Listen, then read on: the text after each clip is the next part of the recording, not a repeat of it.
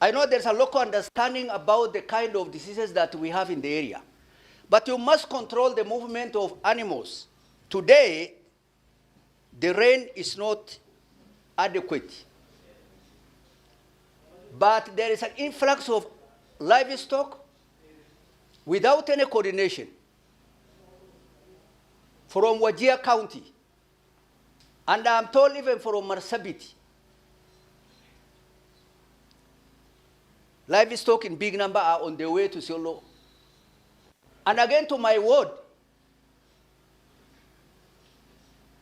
I know we have sustainable rangeland, but we can't sustain livestock which is coming in big number across from other counties and without coordination.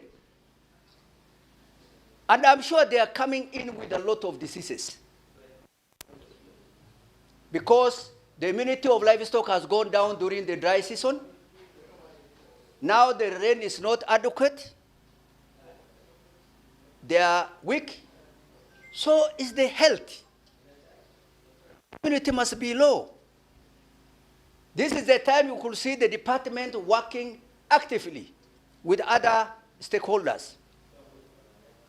But this is lacking.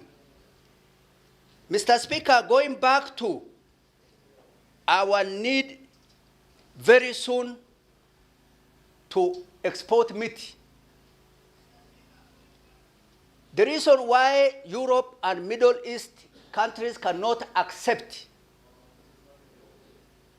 our meat, and it's going to be a major challenge, is because of the health status. Must be verified, must be certain, must be organized. Other counties and developed, animal production system, from the time a calf is born, there is a record on the health status until that steer or an adult livestock is slaughtered for a certain market. Do we have that record is the question. We don't have that record. And multi-billion money has been put in such an infrastructure. We have been given a lot of hope as members of the community, because market has been a big challenge to us.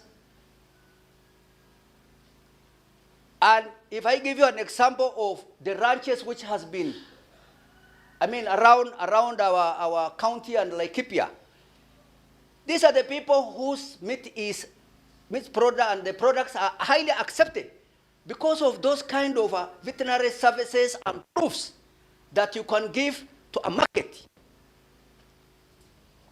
Mr. Speaker, I think we have been talking about all these services over 10 years of devolution. There's no seriousness, Mr. Speaker, at all levels. And again, mushrooming all these thoughts and theories around the tarmac road has been a major problem in this county. Mr. Speaker, we are not devolved yet. We are not devolved yet. And we are going to 15 years of devolution government. And us just talking on the floor of the House, Mr. Speaker, without monitoring exactly what we are saying in this House, is also another challenge for our leadership. Mr. Speaker, I'm not talking from activism point of view. I am talking from the point of view of those citizens who have elected me, and myself also being one of the harder who is looking up to such kind of a market, so must benefit from the services. It is not enough, Mr. Speaker, us talking on the floor of the House, and actually the output is zero.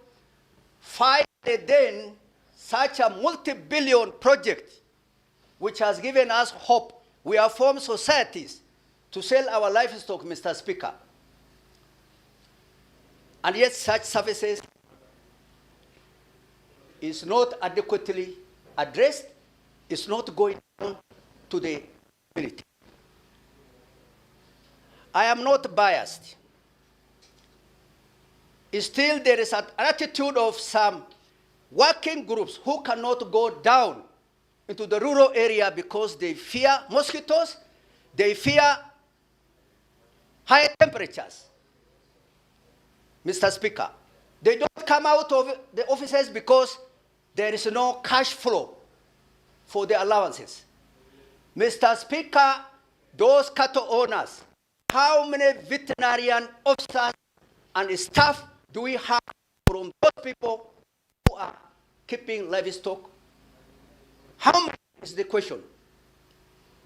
Very few or even none. Mr. Speaker, we have to have staff who have a passion for the work they are doing. So to me, negative attitude to services into the rangeland, into the cattle keepers or livestock keepers. Mr. Speaker, I stand with a lot of passion to support this motion just because I know these services has been missing. If I give you an example of my uneducated herder, an injection and vaccine for livestock, I even don't know where to inject the animal, whether it is the neck or the leg. What is bringing all that desperation, Mr. Speaker, is because the services is not going to the community, Mr. Speaker. We have to take this very serious. Benchmark our fellow members have been visiting destinations where meat is required on daily basis, Mr. Speaker. And they believe Kenya, particularly this region where we have livestock, can supply within few hours to the Middle East. Mr. Speaker, just give me one more minute. Mr. Speaker, you also have been having lunch, and you see Ethiopia is leading in supplying livestock, Mr. Speaker. I am sure it is because they have met this standard of veterinary acceptable in the international market. Followed by Somalia, which is unstable, Mr. Speaker. What is happening in our country? I am sure we are going to fail, Mr. Speaker, in running this abattoir. I happen to interact with people from Middle East. A king of Saudi Arabia sent his personal assistant to the delegate in sourcing for me, Mr. Speaker. Reach a stage whereby it is only the Kenya Meat Commission which can meet the standard of health they require. But they still don't want Kenya Meat Commission because it is in debt. It is in billions. The farmers want billions of money from Kenya Meat Commission so they cannot inherit debt. And the idea was to give them order of a certain tonnage of meat on bones and steak of camels, goats and sheep, and cattle. Now, the impression I got from that visit, they say it is even easier to go to the farmers closer to the source, but the source has no veterinary services adequately, Mr. Speaker. Budget must be allocated to these services. There is no favor which is being done for us. We are paying as the people who have got livestock. With that, I support this motion and I thank you, Mr. Speaker.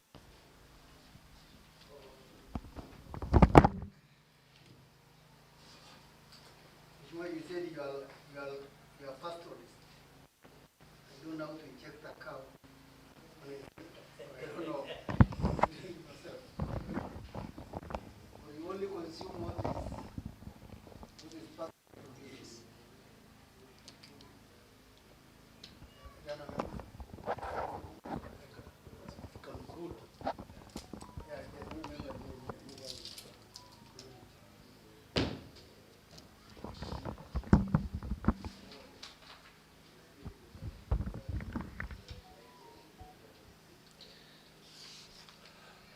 Thank you, Honorable Speaker, sir.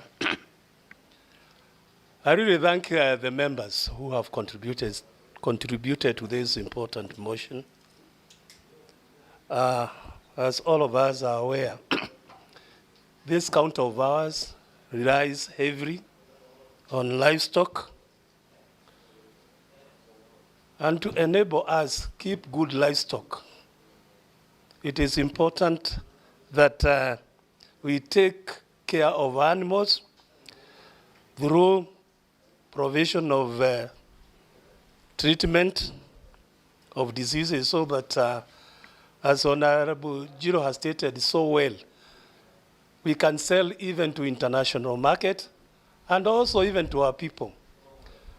We were here yesterday and we saw the millions that changed hands here, people selling cattle, selling goats, etc. That is simply implies we can enable our people financially by making sure that we take care of their animals. You know, an animal like any other breathing thing, and especially that those that we keep in our homes, or even we take care of them, treatment is a very important thing. Also, because we keep this livestock even in our homes, it is always good to make sure that animals do carry some viruses. We make sure that those zoonotic diseases do not come or enter into human being, and that one is by controlling diseases. I know we have not done our farmers, and especially livestock farmers in this area, good service.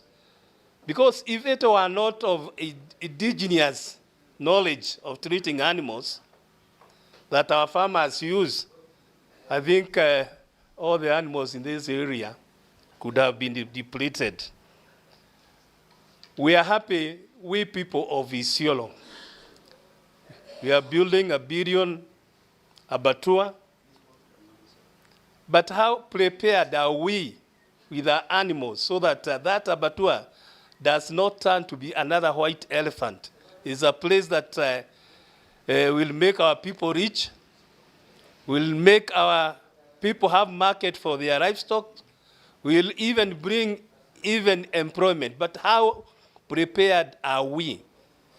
We need to make sure, even before it is said that these services are taken to our farmers be educated to know that there is such a market, and they should not sell their animals at throwaway price.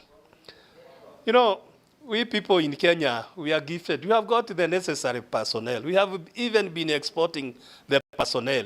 We know in a place like Botswana, the people who are running their cattle industry, majority of them, those senior personnel are from Kenya, and they are doing wonderfully.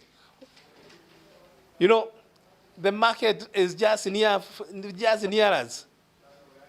As Mheshimiwa said, the Middle East want our animals. But they travel all the way to Australia because for the simple reason we are not able to husband our animals properly. So with those few remarks, Honorable Speaker, I really do feel that we need to pump more money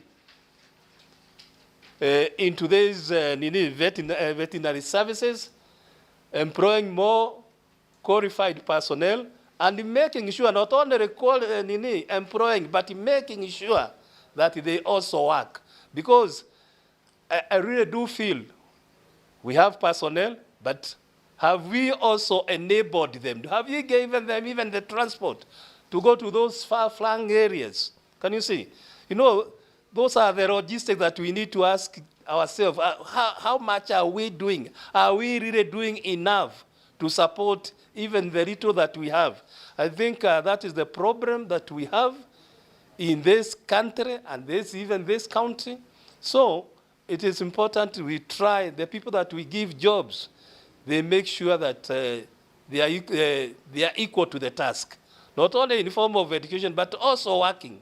That is the most important thing that I feel we should be serious as Kenyans to make sure that we work to produce results. Otherwise, thank you very much, Honorable Speaker. As per the conclusion of the order, so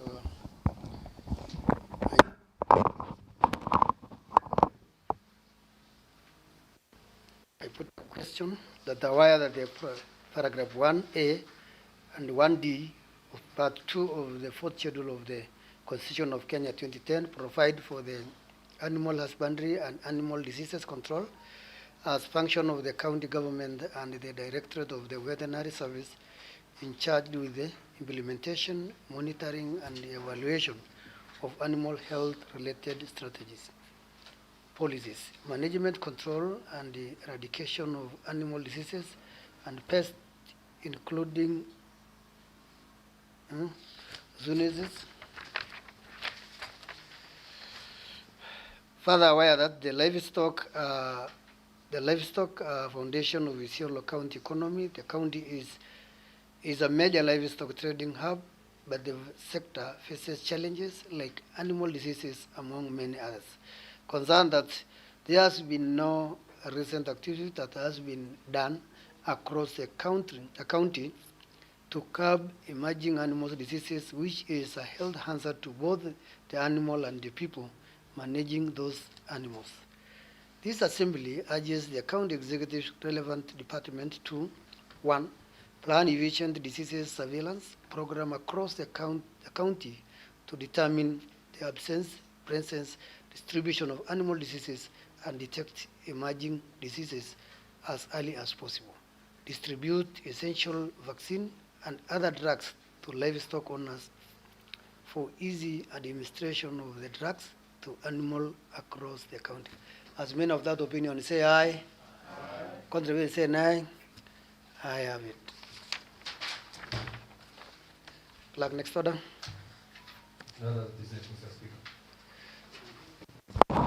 So members, as we have no other business to transact, the House adjourned until today, 2:30. Thank you.